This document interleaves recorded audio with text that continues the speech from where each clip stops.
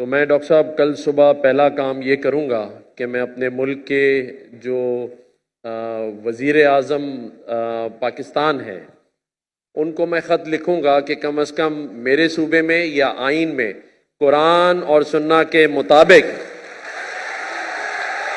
نفاذ کیا جائے اور شرعی تمام اصول اس صوبے میں کم از کم نافذ کیے جائیں تکبیر!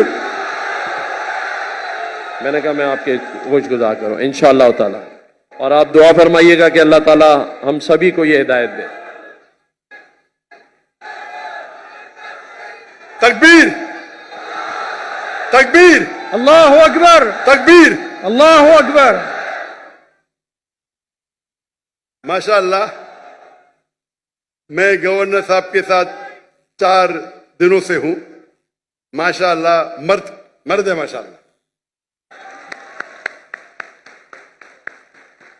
اور اتنا سمجھ لیے گورنر صاحب نے پبلک کے سامنے کہا انشاءاللہ خط بھی لکھیں گے، اس کا ریزلٹ کیا ہے وہ اللہ پہ چھوڑو، ان کو ثواب تو مل گیا، ان کو ثواب تو انشاءاللہ ملے گا۔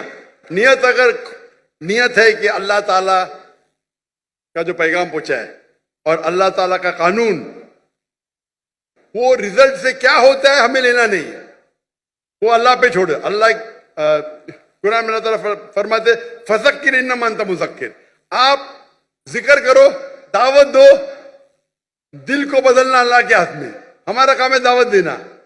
تو جو گورنر صاحب نے ابھی کہا میں اس سے کافی بےحد خوش ہوں۔ انشاءاللہ میں بھی لوگ سے ملتا ہوں، وہ دعوت تو دیتے رہتا ہوں۔ انشاءاللہ اگر یہ خط لکھیں گے تو ہو سکتا ہے کہ اس کا جو ریزلٹ ہے فوراً ملے یا لیٹ ملے، لیکن ثواب تو ان کو ضرور ملے گا انشاءاللہ۔